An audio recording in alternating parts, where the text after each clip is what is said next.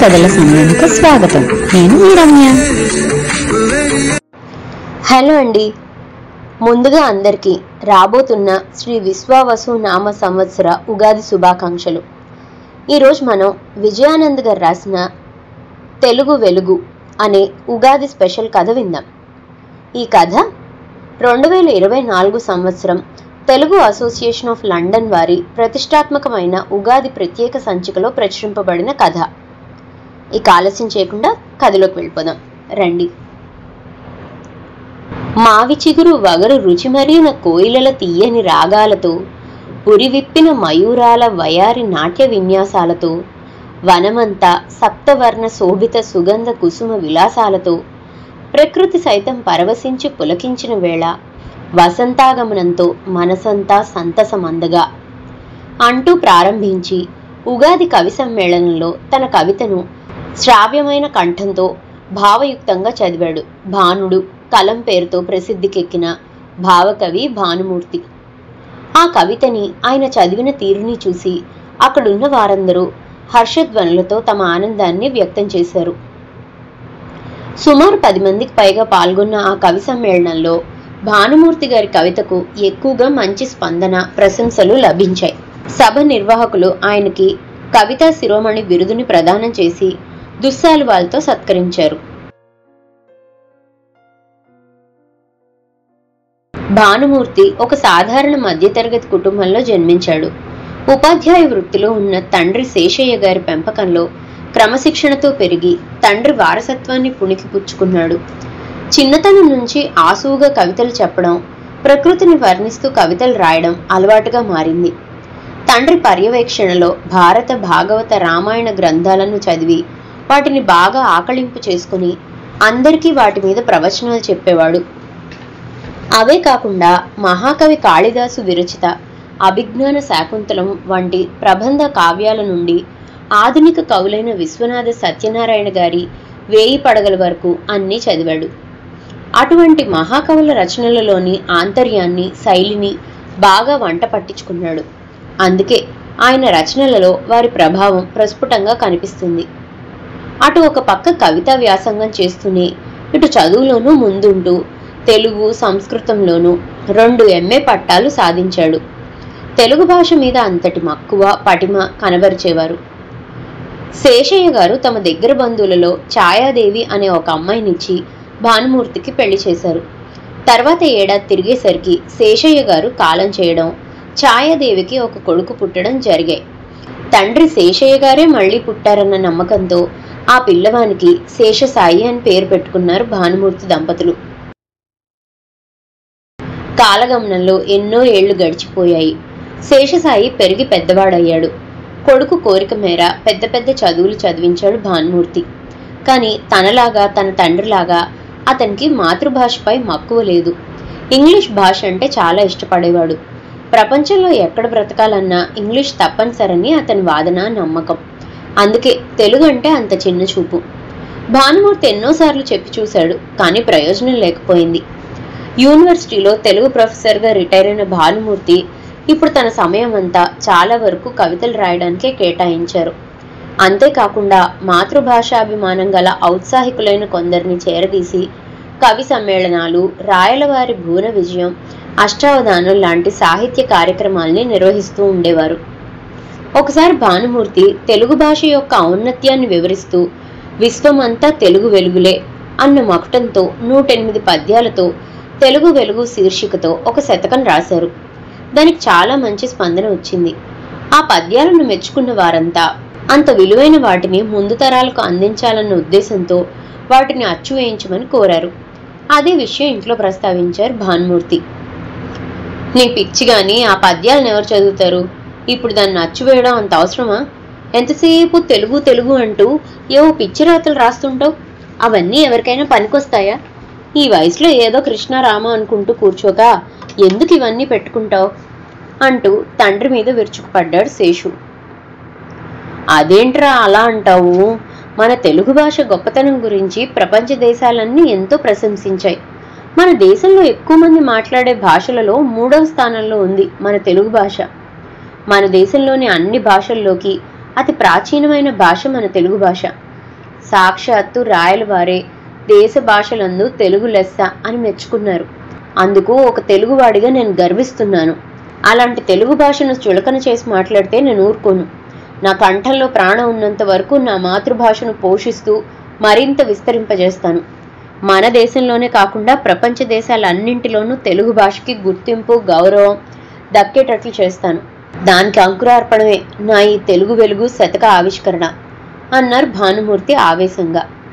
సరే, నీతో వాదించి ఉపయోగం లేదు, వస్తా అంటూ అక్కడి నుంచి వెళ్ళిపోయాడు శేషు. చూసావా ఛాయ, వాడేమన్నాడు? ఎప్పుడు తెలుసుకుంటాడు ఇంకా? మా నాన్నగారే మళ్ళీ పుట్టారనుకొని వీడికి ఆయన పేరు పెట్టుకున్నాను. కానీ వీడేమో ఇలా తయారయ్యాడు. ఒక్కడి కూడా ఆయన పోలిక రాలేదు.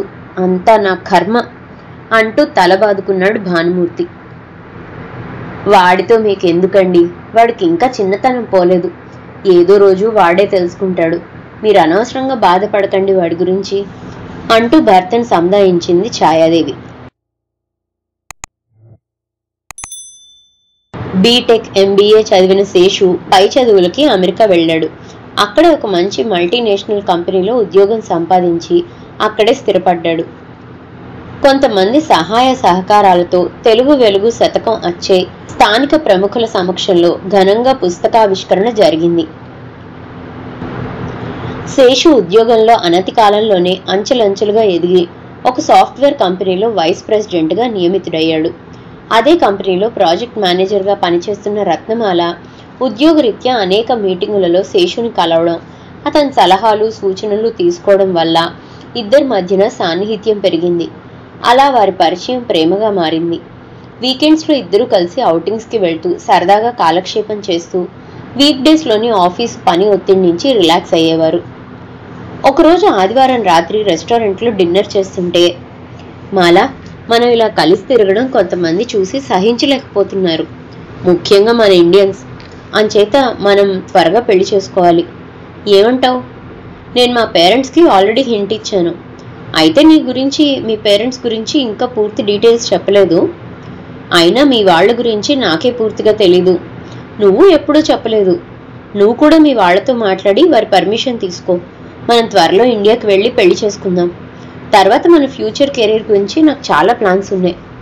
ముందు మన పెళ్లి జరిగితే తర్వాత ఒక్కొక్కటి ఇంప్లిమెంట్ చేసుకోవచ్చు అన్నాడు శేషు. నిజమే శేషు, నేను ఇంట్లో చెప్పాలని అనుకుంటున్నాను. మా అమ్మతో ప్రాబ్లం లేదు, కానీ మా నాన్నగారే ఏమంటారో అని భయం. జస్టిస్ రాజశేఖర్ పేరు వినే ఉంటావు. ఆయనే మా నాన్నగారు. Retired judge. చాలా స్ట్రిక్ట్ అండ్ వెల్ డిసిప్లిన్డ్, కానీ చాలా మంచివారు. ఆయన అంటే మాకందరికీ భయం, భక్తిను. అందుకే ఆయన పెంపకంలో నేను ఈరోజు ఈ స్థాయికి చేరుకోగలిగాను. ఇక్కడ నేను ఒంటరిగా ఉంటున్నానంటే వారికి అది వారి పెంపకం మీదున్న నమ్మకం. కానీ నేను ఇలా ఇక్కడ ప్రేమ వ్యవహారం నడుపుతున్నానని తెలిస్తే ఏమంటారో అని భయం, అంతే అంది రత్నమాల. ఓ, అయితే జస్టిస్ రాజశేఖర్ గారు మీ నాన్నగారా? ఎప్పుడు చూడలేదు, కానీ ఆయన గురించి విన్నాను. సరే, ఒక పని చేద్దాం. మన ప్రేమ వ్యవహారం గురించి చెప్పకుండా ఒక మ్యాచ్ ప్రపోజల్ వచ్చిందని చెప్పి ఆ రూట్లో వెళ్తే ఎలా ఉంటుంది? నేను మా పేరెంట్స్ని ఒప్పించగలను ఎలాగైనా. మా నాన్నగారి పేరు భానుమూర్తి. భానుడు అనే కలం పేరుతో చాలా కవితలు, పద్యాలు రాశారు ఆయన. యూనివర్సిటీలో తెలుగు ప్రొఫెసర్గా పనిచేసి ఈ మధ్యనే రిటైర్ అయ్యారు. వారితోనే ప్రపోజ్ చేయిస్తే పెద్దవాళ్ళు వాళ్ళు చూసుకుంటారు. ఏమంటావు అని అడిగాడు. ఓ, గుడ్ ఐడియా. సరే, అలా చేయి. అయితే ఇది తప్పకుండా వర్కౌట్ అవుతుంది అనిపిస్తుంది అంది కాన్ఫిడెంట్గా. ఏమోయ్, మనవాడు పెద్దవాడయ్యాడు. సొంతంగా పెద్ద పెద్ద నిర్ణయాలు తీసుకోకుండా మన పెద్దరికాన్ని నిలబెడుతున్నాడు. ఈ విషయంలో వాడిని మెచ్చుకొని తీరాలి అన్నాడు భానుమూర్తి ఛాయాదేవితో. ఏంటండి మీరనేది? నాకు ఒక్క ముక్క కూడా అర్థం అవ్వలేదు అంది ఛాయ.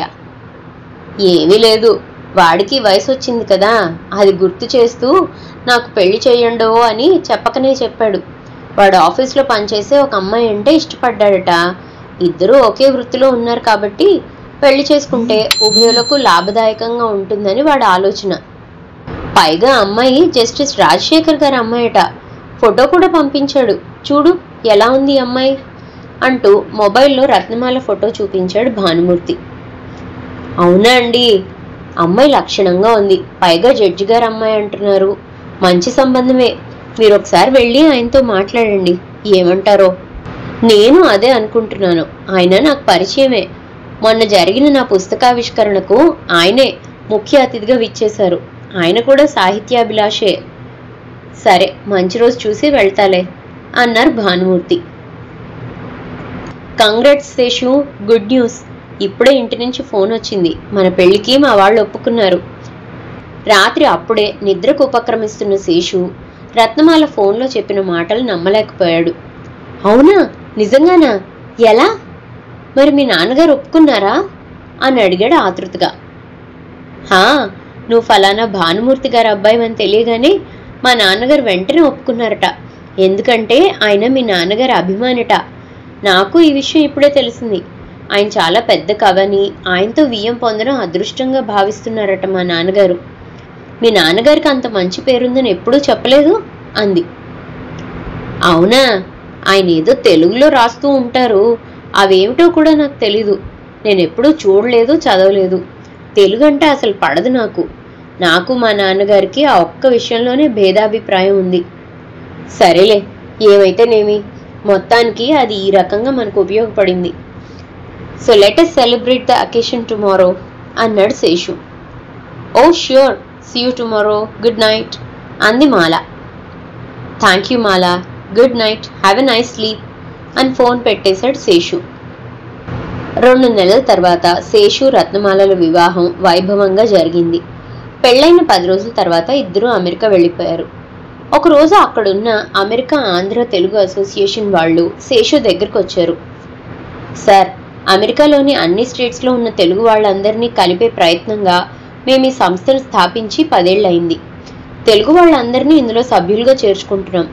ప్రతి ఏటా మన సంస్థ ఆవిర్భావ దినోత్సవం ఒక్కొక్క ఏడు ఒక్కొక్క స్టేట్లో వైభవంగా జరుపుతున్నాం. అందులో మన తెలుగు కవులను, రంగస్థల సినీ కళాకారులను ఇండియా నుంచి ఆహ్వానించి వారితో సాంస్కృతిక కార్యక్రమాలను నిర్వహించి వారిని తగు రీతిని సత్కరిస్తూ ఉంటాం. ఈ సంవత్సరం దశాబ్ది వార్షికోత్సవ వేడుకలను మన ఈ న్యూయార్క్ సిటీలోనే జరపడానికి నిర్ణయించాం. ఇంకా 5 నెలల సమయం ఉంది. ఈ లోపలే మన తెలుగు వాళ్ళ సభ్యత్వం నమోదు చేయాలి. అంచేత మీ వివరాలను ఇస్తే మీ సభ్యత్వం నమోదు చేసుకుంటాం అంటూ అన్ని వివరంగా చెప్పారు. చూడండి, నాకు ఇలాంటివి ఏమీ ఇంట్రెస్ట్ లేదు. ప్రశాంతంగా గడుపుదామని ఇంత దూరం వస్తే ఇక్కడ కూడా తెలుగు గొడవేనా? అయినా అటువంటి పనికిమాలిన ఫంక్షన్లకు వచ్చి నా టైం వేస్ట్ చేసుకోలేను. I hate Telugu. సారీ, మీరు ఇక వెళ్ళొచ్చు అన్నాడు శేషు. క్షమించండి, మీరెంత చదివినా ఎంత సంపాదించినా తెలుగువారు అయ్యుండి మాతృభాషను అలా కించపరచడం మంచిది కాదు. ఇదేనా మీ తల్లిదండ్రులు మీకు నేర్పిన సంస్కారం? తప్పు మీది కాదులేండి, మిమ్మల్ని ఇలా పెంచిన మీ పేరెంట్స్ది. వస్తాం అంటూ వెళ్ళిపోయారు. రాస్కెల్, అయినా నా సంగతి వాళ్ళకెందుకు? చూసావా మాలా వాళ్ళ పొగరు అన్నాడు కోపంగా. కూల్ డియర్, నువ్వు అలా మాట్లాడకుండా ఉండాల్సింది. నీకు ఇష్టం లేదని మామూలుగా చెప్పాల్సింది. అయినా నీకెందుకు తెలుగంటే అంత చులకన? నువ్వు మాట్లాడేది తెలుగే కదా. మాతృభాష అమ్మ లాంటిది. మన భాషను అవమానిస్తే అమ్మను అవమానించినట్లే. మీ నాన్నగారు తెలుగు భాషను అభివృద్ధి చేయడానికి తన వంతు కృషి చేస్తున్నారు. ఆయన కొడుకుగా మీరు ఆ మాత్రం చేయలేరా అని అడిగింది. చూడుమాలా, అనవసరమైన ఆర్గ్యుమెంట్స్ చేసి నా మూడు పాడు చేయకు. ఈ విషయం ఎక్కడితో వదిలే. ఆ ఇష్యూ గురించి మనిద్దరం కొట్టుకోవడం ఎందుకు అంటూ కోపంగా అక్కడి నుంచి లేచి వెళ్ళిపోయాడు శేషు. వారం రోజుల తరువాత ఒకరోజు ఇంటి నుంచి శేషుకి ఫోన్ వచ్చింది. తన తండ్రి భానుమూర్తికి సీరియస్గా ఉందని వెంటనే బయలుదేరి రమ్మని తల్లి ఛాయాదేవి ఫోన్ చేసింది. ఎమర్జెన్సీ కోటాలో టికెట్లు బుక్ చేసుకుని శేషు, రత్నమాల ఇండియాకు బయలుదేరారు. 2 రోజుల క్రితం వచ్చిన గుండెపోటు వల్ల పరిస్థితి విషమించడంతో హాస్పిటల్లో ఐసీయూలో పెట్టారు భానుమూర్తిని. భర్త పరిస్థితి చూసి కన్నీరు మున్నీరుగా దుఃఖిస్తుంది ఛాయాదేవి. కొడుకు కోడలు రాకతో కొంచెం ధైర్యం చేసుకుని ఎలాగైనా భర్తను బతికించమని డాక్టర్లను వేడుకుంది. రాజశేఖర్ కూడా చెప్పడంతో డాక్టర్లు మరింత కేర్ తీసుకొని ట్రీట్మెంట్ ఇస్తున్నారు. ఊపిరితిత్తులలోనూ కిడ్నీలలోనూ ఇన్ఫెక్షన్ సోకడంతో ఒకదాని తర్వాత ఒక ప్రాబ్లం రావడంతో 2 రోజులు అనారోగ్యంతో పోరాడి చివరకు అస్తమించిన సూర్యునిలా శాశ్వతంగా కన్ను మూశారు భానుమూర్తి గారు. 15 రోజుల తర్వాత జరగవలసిన కార్యక్రమాలు పూర్తి చేసి శేషు తల్లిని కూడా తీసుకుని రత్నమాలతో అమెరికా వెళ్ళాడు. నమస్తే రాజశేఖర్ గారు, నేను America Andhra Telugu association general secretary గోపాలరావుని న్యూయార్క్ నుంచి మాట్లాడుతున్నాను. ఈ సంవత్సరం మా అసోసియేషన్ దశాబ్ది వార్షికోత్సవ వేడుకలు ఇక్కడే జరుగుతున్నాయి. మీరు ఈ కార్యక్రమానికి తప్పకుండా హాజరవ్వాలి. అందరూ అతిథుల నుంచి అనుమతులు రాగానే ఆహ్వాన పత్రిక విడుదల చేస్తాం సార్. అలాగే కవితా శిరోమణి భానుడి గారి కాంటాక్ట్ నెంబర్ ఉంటే చెప్తారా? వారిని కూడా ఈసారి పిలవాలని మా కమిటీ వారు నిర్ణయించారు. వారు రాసిన తెలుగు వెలుగు శతకం గురించి విన్నాము.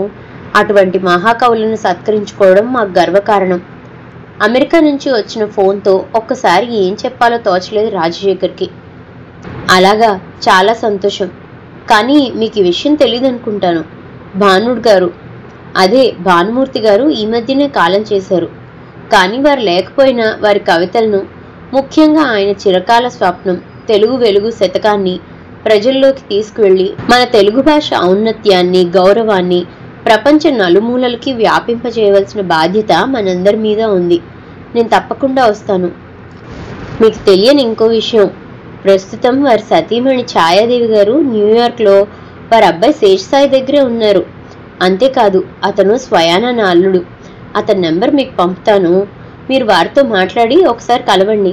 భానుమూర్తి గారు లేరు కాబట్టి ఆయన తరపున వారి సతీమణి ఛాయాదేవి గారిని మీరు సన్మానించవచ్చు అన్నాడు రాజశేఖర్.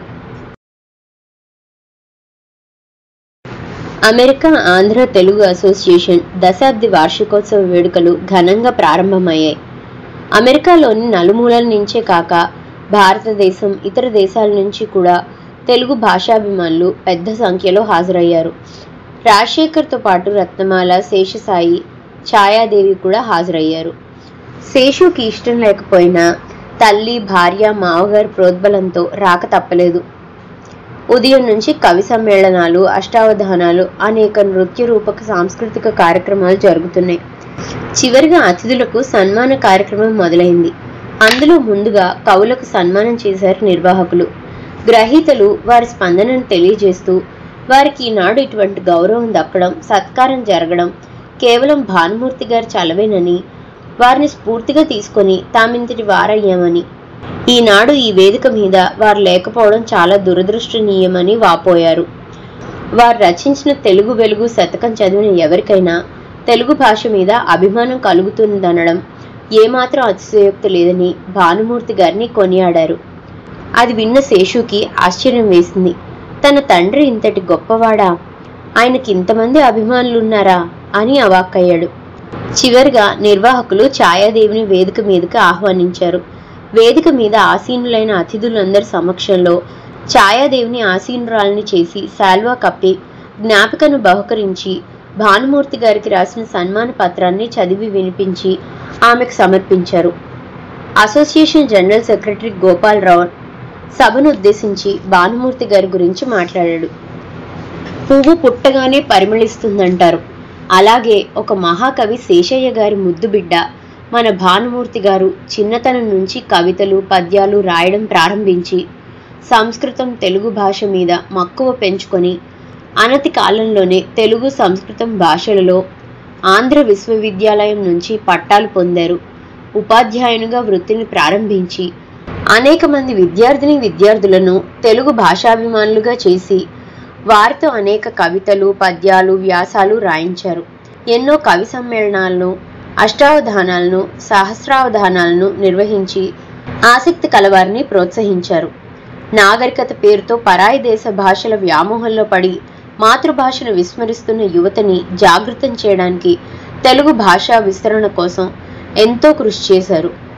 మరుగున పడిపోతున్న మాతృభాషను రక్షించుకోవాలన్న తపనతో, ఆవేశంతో వారి గుండె లోతుల్లోంచి వెల్లువలా ఉద్భవించిన కవితావేశమే ఈ తెలుగు వెలుగు శతకం. ఈ ప్రతుల పుస్తకాలను మా సభ్యులు ఇక్కడున్న వారందరికీ అందిస్తారు. అవి మీరందరూ చదివి మీ పిల్లలతో కూడా చదివించండి. మీ బంధువులకు, స్నేహితులకు ఇవ్వండి. ఇదే మనందరికీ మన మాతృభాష మీద మనకున్న అభిమానం చాటుకోవడమే కాక ఆమె రుణం తీర్చుకునే మంచి అవకాశంగా భావిస్తున్నాను. అప్పుడే భానుమూర్తి గారి కలలు సాకారమైనట్లు నేను భావిస్తున్నాను. ప్రపంచ పటంలో మన తెలుగు తల్లి విజయకేతనం ఎగురవేసే సుదినం.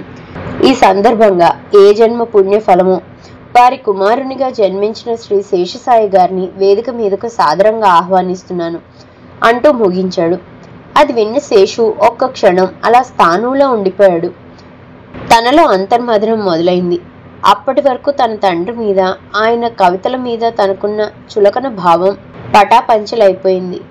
అంటే తెలుగు భాషకు సాహిత్యానికి ఇంత విలువ ఉందా?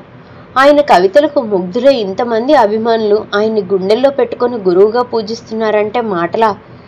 కానీ తను ఏనాడైనా తండ్రి గొప్పతనాన్ని గుర్తించాడా? ఆనాడు తెలుగు వెలుగు శతకాన్ని పుస్తకంగా అచ్చువేయడానికి తన అయిష్టతను చూపాడు. కానీ ఇప్పుడు అదే తన కళ్ళు తెరిపించింది. హలో, నిన్నే పిలుస్తున్నారు, వెళ్ళు. శేషు చెయ్యి పట్టుకొని పైకి లేపుతూ అన్న రత్నమాల మాటలకు తేరుకొని ఈ లోకంలోకి వచ్చాడు. నెమ్మదిగా అడుగులేసుకుంటూ వేదిక పైకి వెళ్ళాడు శేషు. ఛాయాదేవి కుర్చీ పక్కనే ఇంకో కుర్చీ వేసి అందులో శేషసాయిని కూర్చోబెట్టి శాల్వా కప్పి అతన్ని కూడా సన్మానించారు నిర్వాహకులు.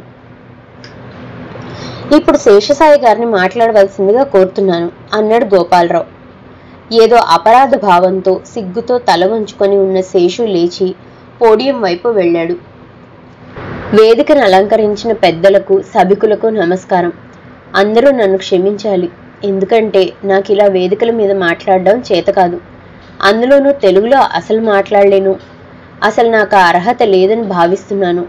ఇంతమంది పెద్దలు, సాహితీవేత్తల ముందు ఏం మాట్లాడగలను? కేవలం భానుమూర్తి గారు కొడుకునైనందుకే నాకు ఇంతటి గౌరవ మర్యాదలు దక్కాయని భావిస్తున్నాను. ఎందుకంటే ఆయన బతికున్నంత కాలం ఆయన గొప్పతనాన్ని, తెలుగు భాష యొక్క విలువను నేను తెలుసుకోలేకపోయాను. తెలుగు అంటే కేవలం ఒక రాష్ట్రానికే పరిమితమైన ప్రాంతీయ భాషగానే చూశానే తప్ప దాని ఔన్నత్యాన్ని, అందులోని మాధుర్యాన్ని ఎప్పుడూ గమనించలేదు. ఈరోజు ఇంతమంది పెద్దలు మా నాన్నగారి గురించి చెప్తుంటే నాకు తెలిసింది. ఇప్పుడు నేను వారి కొడుకునైనందుకు గర్వపడుతున్నాను. ఈరోజు భానుమూర్తి గారి వారసుడిగా నేటి నుంచి నేను కూడా వారి ఆశయ సాధనకై నా వంతు కృషి చేసి ఆయన రుణం తీర్చుకుంటానని ఈ వేదిక సాక్షిగా ప్రమాణం చేస్తున్నాను అంటూ ముగించాడు. అందరూ హర్షధ్వానాలతో శేషుని అభినందించారు. పైనుంచి భానుమూర్తి గారి ఆశీస్సులు కూడా ఉంటాయని భావిద్దాం. ఇదండి తెలుగు వెలుగు కథ. మరో మంచి కథతో మళ్ళీ కలుసుకుందాం. అంతవరకు సెలవు. కథ కనుక మీకు నచ్చినట్లయితే లైక్ చేయండి, షేర్ చేయండి. అండ్ మరిన్ని ఇంట్రెస్టింగ్ కథల కోసం ప్లీజ్ సబ్స్క్రైబ్ టు మీ కథల సమయం. Thank you.